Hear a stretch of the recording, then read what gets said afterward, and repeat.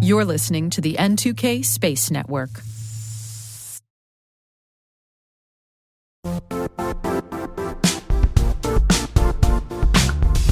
Quick question.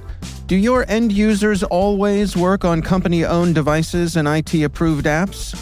If the answer is no, then my next question is, how do you keep company data safe on all those unmanaged apps and devices?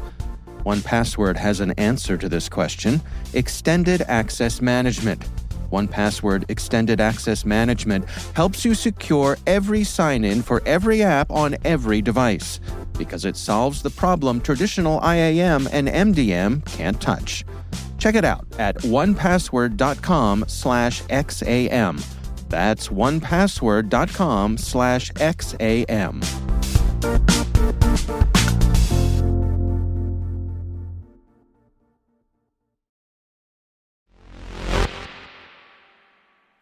It's International Infinity Day today. It's International Infinity Day today. It's International Infinity Day today. It's International Infinity Day today. It's International Infinity Day today. And what is that, you ask? Well, it's a day that was started in 1987 to celebrate life through art, philosophy, and science. Each year, on the 8th day of the 8th month, the Earth celebrates the eternal sign, an 8 sideways. We have 8 planets in our solar system. It takes 8 minutes for the sun's light to reach the Earth. The Beatles sang of 8 days a week. Okay, so we're not really sure about that one either. But maybe we should take today to remember that space and the universe are infinite.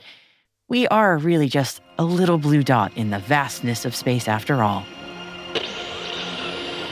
T-minus 20 seconds to LOS T-dress. Go for the floor. Roger roll. Today is August 8th, 2024. I'm Maria Varmazes, and this is T-minus.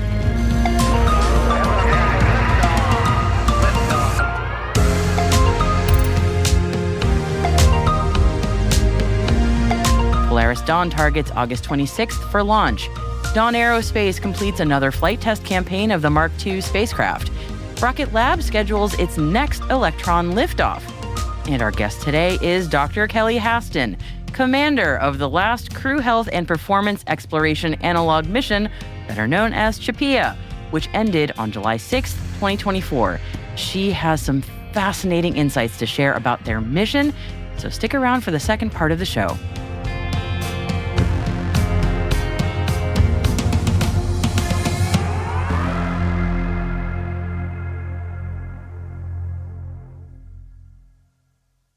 Happy Thursday, everybody. Let's take a look at today's space briefing, shall we? It's no surprise to anyone here that SpaceX have taken to Elon Musk's other company, X, to share the news that their Polaris Dawn mission is scheduled to launch on August 26th. Polaris Dawn is a planned private human spaceflight mission operated by SpaceX and is the first of 3 planned missions in the Polaris program. The crewed flight to low Earth orbit plans to feature the first ever private spacewalk. The crew members are billionaire entrepreneur Jared Isaacman, who will command the mission and has financed the Polaris program, pilot Scott Kidd Poteet, who is a retired U.S. Air Force lieutenant colonel, and mission specialists Sarah Gillis and Anna Menon, both of whom are SpaceX engineers. The mission, like the Inspiration 4, which Isaacman participated in 2021, will be in free orbit. In other words, not joining up with the ISS. And we're not sure there would be room up there at this point, given yesterday's update on the Starliner. Now, Polaris Dawn was originally due to launch in 2022, but understandably faced a series of delays. Nevertheless, we wish them the absolute best of luck as they complete final preparations before launch in just 18 days. And staying with the Dawn theme, okay, might be a little bit of a stretch, but hang with us here. Dawn Aerospace have completed another flight test campaign of the Mark II rocket-powered aircraft. The campaign, dubbed Campaign 2-2, very original, saw 3 flights completed in late July. In Flight 3, Mark II achieved a maximum speed and altitude of Mach 0.92 and 50,000 feet. That is 3 times and 5 times, respectively, of what Dawn had achieved in the previous campaign. Dawn says it plans to fly supersonic in Campaign 2-3, which is scheduled for September. Rocket Lab has scheduled the launch for its 52nd Electron mission, which will deploy a single satellite for American space tech company Capella Space. This latest Electron launch comes just 8 days after the previous launch of Electron on August 3rd. The mission is scheduled to lift off during a 14-day window that opens on August 11th from Rocket Lab's Launch Complex 1 in New Zealand. The mission will deploy Capella's Acadia 3 SAR satellite, a synthetic aperture radar satellite for Earth imagery and observation. And there has been a slew of financial updates shared over the last 24 hours, so please bear with us on this one as we run through all of these updates. Let's start with Viasat, that works on fiscal years, and then run through the second quarter updates. So, Viasat, as I'm sure many of you expected, have been performing well. Their Q1 fiscal year 2025 results yielded stronger than expected year-over-year revenue and adjusted EBITDA growth. They have reported revenue of $1.1 billion in the quarter, which has increased 44% year-over-year, driven by the contribution from Inmarsat. Even their losses look good, with a Q1 fiscal year 2025 net loss of $33 million, compared to a net loss of $77 million for the same time last year. You can read more about their forecasting and business plan by following the link in our show notes. Okay, so that was Viasat. Now on to second quarter financial results from Redwire, MDA Space, Black Sky, and space tourism company Virgin Galactic. The first three, Redwire, MDA Space, and Black Sky, reported incredible increases in revenue compared to the same time last year. Redwire and Black Sky themselves reported at or near 30% increases to revenue, and MDA Space, for its part, showed a solid 23% increase this year. More impressively, MDA Space reported a backlog of $4.6 billion at quarter end, which was up 318% compared to Q2 2023. And Virgin Galactic reported that they doubled their revenue from $2 million to $4 million, comparing Q2 2024 to Q2 2023. However, Virgin Galactic's net loss for the quarter ran at $94 million. The company is still waiting for their new spacecraft to be built, but they say that the Delta class is on track for commercial service starting in 2026.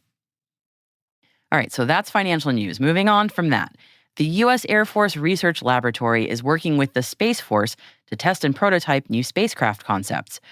The partnership aims to launch its first experimental satellites as soon as 2026. AFRL created the Rapid Architecture Prototyping and Integrated Development, or just RAPID, lab in 2022 to partner with the Space Force's various architecture and system design organizations to wring out ideas for future on-orbit capabilities.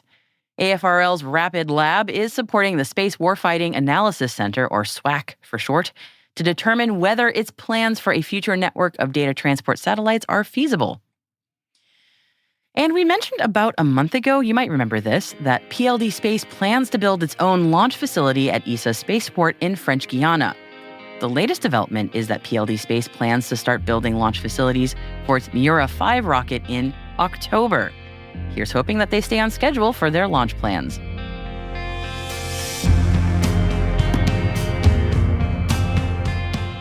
And that concludes today's briefing. Check out our show notes to find out more information on any of the stories that we've mentioned throughout today's show. You will also find an additional story in our selected reading section from Via Satellite on smallsat startups to watch in 2024. Hey T-Minus crew, if your business is looking to grow your voice in the industry, expand the reach of your thought leadership, or recruit talent, T-Minus can help. We'd like to hear from you. Just send us an email at space@n2k.com or send us a note through our website so we can connect about building a program to meet your goals.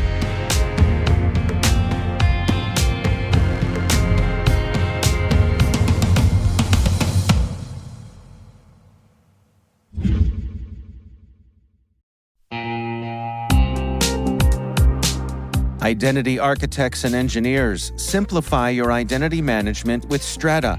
Securely integrate non-standard apps with any IDP, apply modern MFA, and ensure seamless failover during outages.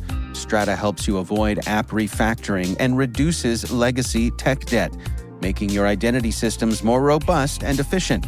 Strata does it better and at a better price. Experience stress-free identity management and join industry leaders in transforming their identity architecture with Strata.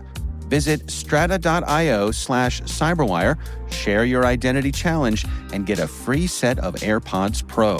Revolutionize your identity infrastructure now. Visit strata.io/cyberwire. And our thanks to Strata for being a longtime friend and supporter of this podcast.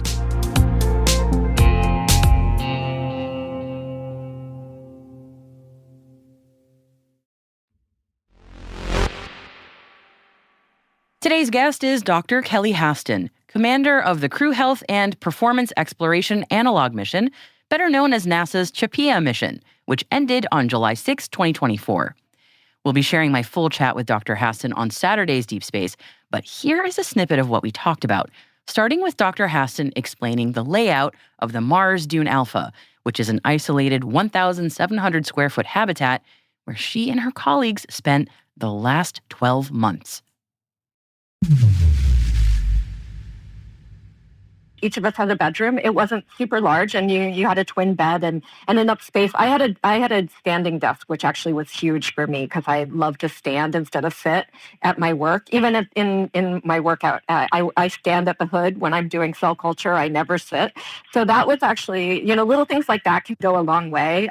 One of the flight engineer, Ross Rockwell, he always talks about like little things actually mattering a lot, and that was very true. So having your own room, really key on a long mission, and I believe that was something that was really important to them relative to like short during space flight. You may not have your own room, probably not. And so that was very nice. You had your own space. And for me, that also meant that you could keep the public spaces a lot clearer because you could do most of your personal things in there.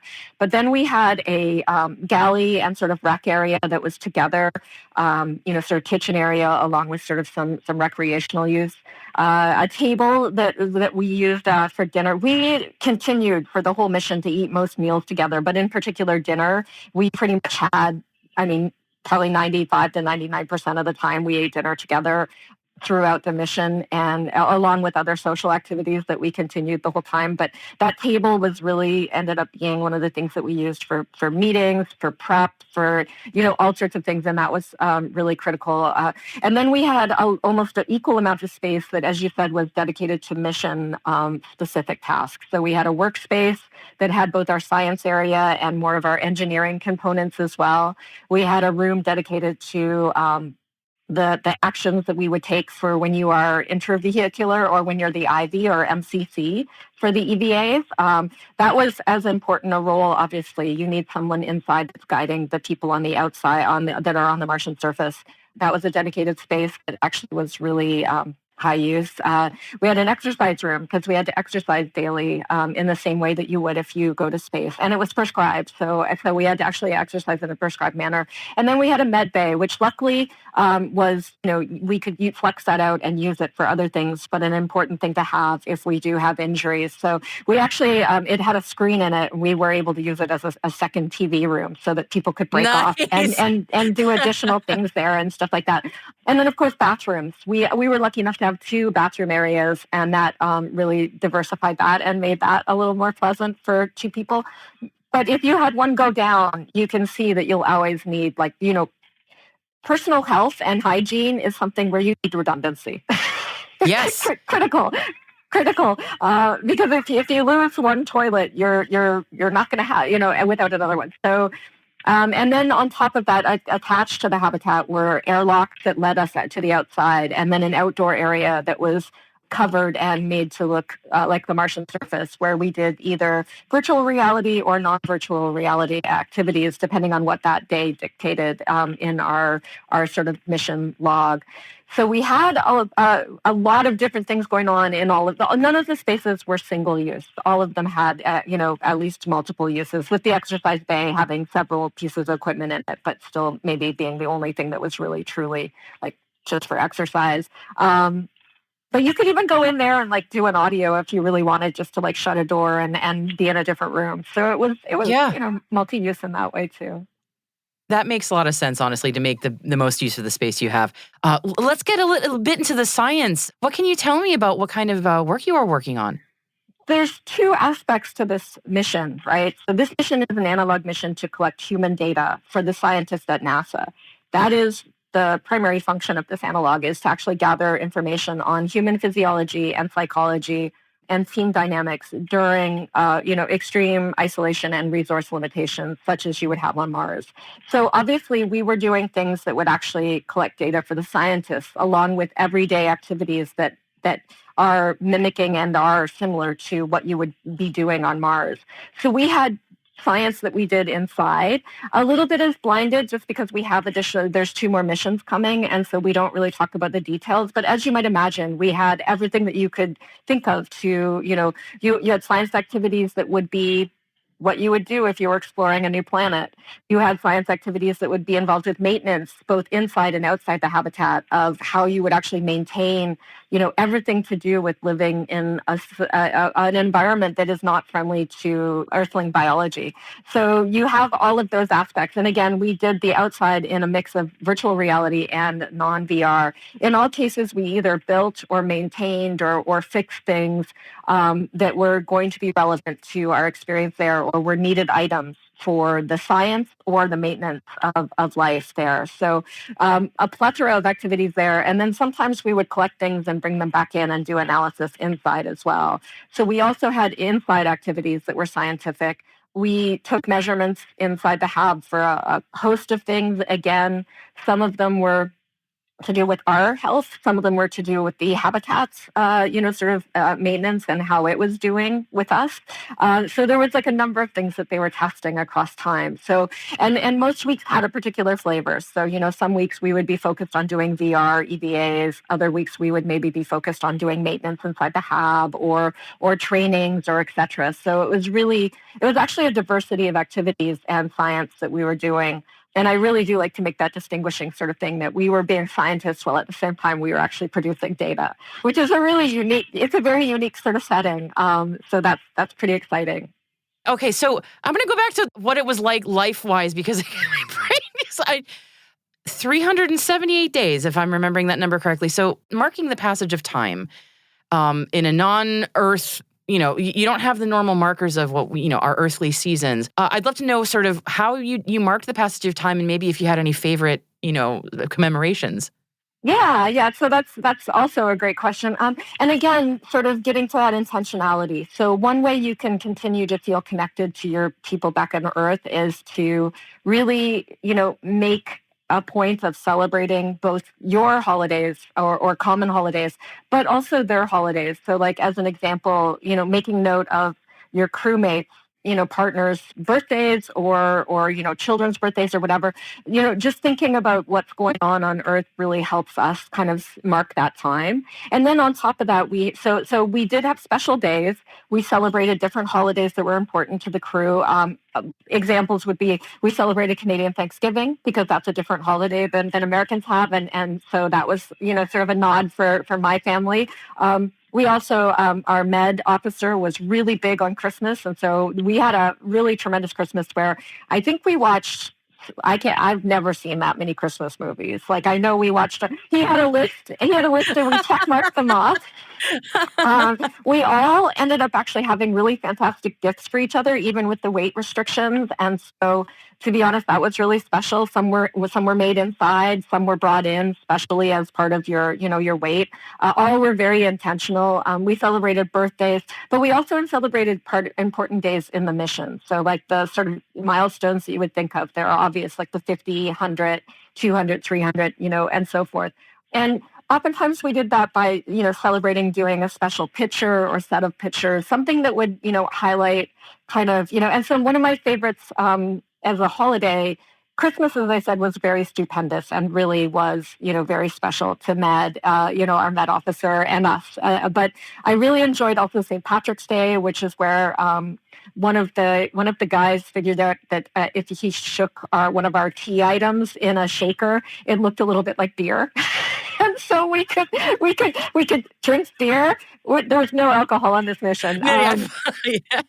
So here we are with like a dried item that we're able to actually kind of make look like beer. So we toasted to the beer on St. Patrick's Day. That was super fun. And then at T-minus 100 days, so when we had only 100 days left, the crew got all into our jumpsuits and we did a montage of different shots for the things that we only had 100 left of. So things that we did once a day. So as an example, you weigh yourself every single day and record that. Like you take certain biometrics every single day. And so we took pictures of all of that, and then we did a montage of it and sent it to Mission Control. And, as kind of an acknowledgement for all of us that we only all had 100 days left to do all those things. And those were like really fun, right? And you would share them with people that were helping you, that were really running the mission. That meant a lot to all of us. And I think that also, it produced a sense of fun when we were doing it. And we would I think we were very, I think as a crew, we worked really well to do that. And everybody took turns kind of being, I was generally the picture pusher. So I'd be like, hey guys, the special day is coming. And I'm a terrible picture taker. So it was really funny that I got that job. But everybody well, they'll look had back on it and appreciate that you did it. but everybody had something like that. So, in terms of like fun and games, someone would be like, oh, hey, let's do this. Or somebody would have an idea for something to do, or a movie, or some readout that we could like do that would be fun. And I would say that one of the strengths of the crew, on top of just, being intentionally cohesive and working to be there for each other for the whole mission, was that idea that we continue to really try to produce, fun things to do for each other and be thoughtful about that throughout the mission. I mean, I think we played a card game on the last day while we were waiting for egress because we were done with everything and we were all so keyed up. So I think we actually sat there and played cards or dice or something. I can't remember, but we were definitely like, so that was very, we were strong in that. And I think that helps because yes, you're right. The monotony of daily life being very similar for that many days, it's not our norm on Earth. Even with COVID, most of us were still able to go outside and do things like that. So it really helped for us to be thoughtful in that. So it does give a nod to exactly the importance of play and the importance of intentional living, like thinking through how your week is going to be and what you're going to do that's special and making a point of making things special, which, sometimes I think we forget or look past when we're so used to all the stimuli we have here.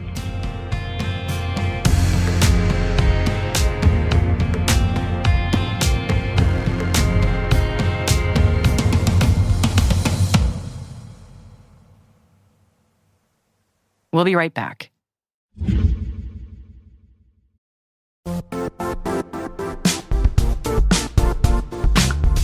The IT world used to be simpler. You only had to secure and manage environments that you controlled. Then came new technologies and new ways to work. Now, employees, apps, and networks are everywhere. This means poor visibility, security gaps, and added risk. That's why Cloudflare created the first-ever connectivity cloud. Visit cloudflare.com to protect your business everywhere you do business.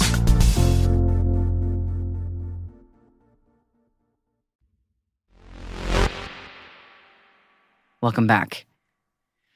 Okay, this last story is a bit outside our normal space lane, but because it's related to Star Trek, let's be real. A whole heck of a lot of us are in this industry to start with because of that TV franchise, so maybe it's not that much of a stretch. So if you or a fellow Trekkie friend happen to be going to GalaxyCon in San Jose later this month, buckle up, buckaroos, because the one and only William Shatner, Captain James T. Kirk, the OG, will be there.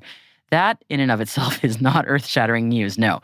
But at this FanCon, Shatner's going to be doing a live screening of the 1989 movie Star Trek V, The Final Frontier, while also doing live commentary.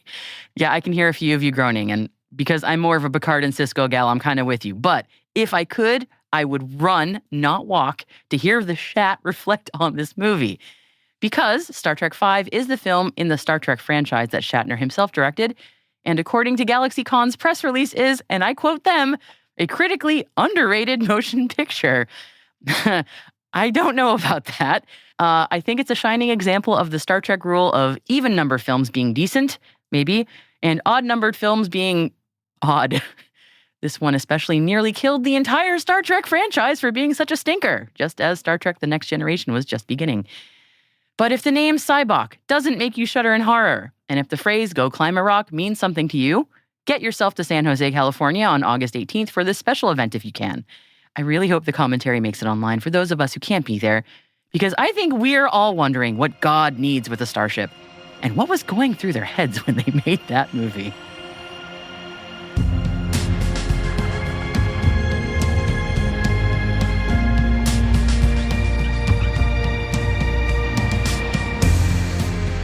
That's it for T-Minus for August 8th, 2024, brought to you by N2K Cyberwire. For additional resources from today's report, check out our show notes at space.n2k.com.